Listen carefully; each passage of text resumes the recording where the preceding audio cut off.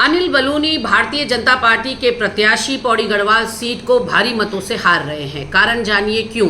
इसलिए क्योंकि पौड़ी गढ़वाल तो छोड़िए, अनिल बलूनी ने कभी उत्तराखंड की सुध नहीं ली। उत्तराखंड गठन को आज 23-24 साल बीत गए हैं, लेकिन इन सालों में अनिल बलूनी ने कभी उत्तराखंड का रुख तक नहीं किया।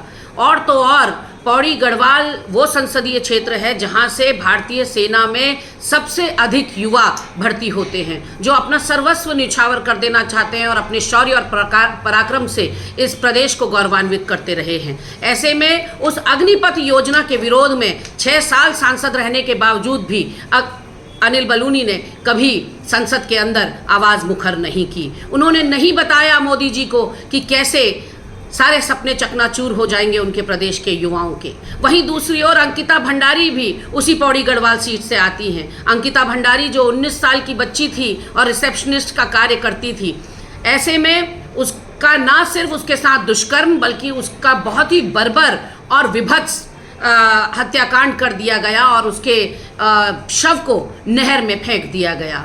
आज 18 महीने बीत गए हैं, लेकिन अंकिता भंडारी के हत्याकांड में कोई खुलासे नहीं हो पाए। वो वीआईपी कौन था जिसको अंकिता भंडारी को परोसा जा रहा था, और कौन वो व्यक्ति था जिसके इशारे पर बुलडोजर चलाकर सारे साक्ष्य और सबूत मिटा दिए गए। ऐसे में अनिल बलूनी ने अंकिता भंडारी के हत्यारों को कठिन से कठिन कार्रवाई या कठोरतम सजा की कभी पैरवी नहीं की। अंकिता भंडारी को श्रद्धांजलि देना तो दूर की बात, उन्होंने कभी भी अंकिता भंडारी के माता पिता की तक सुध नहीं ली।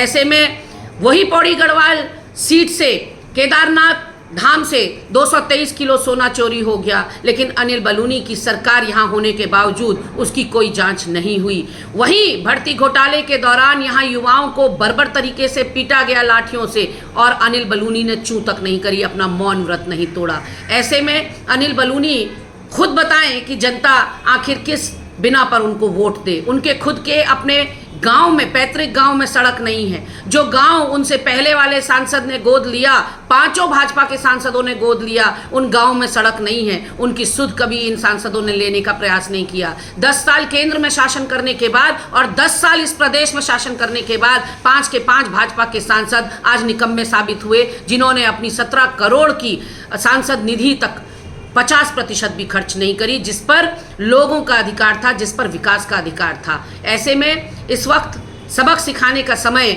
आ गया है और पौड़ी गढ़वाल की जनता ने ठान लिया है कि अनिल बलूनी को नहीं, गणेश गोदयाल जी को हाथ के पंजे पर मोहर लगाकर विजयी बनाना है, और विजयी नहीं, एक तरफा मतदान करके गणेश गोदयाल जी को उस सीट से जिताना है।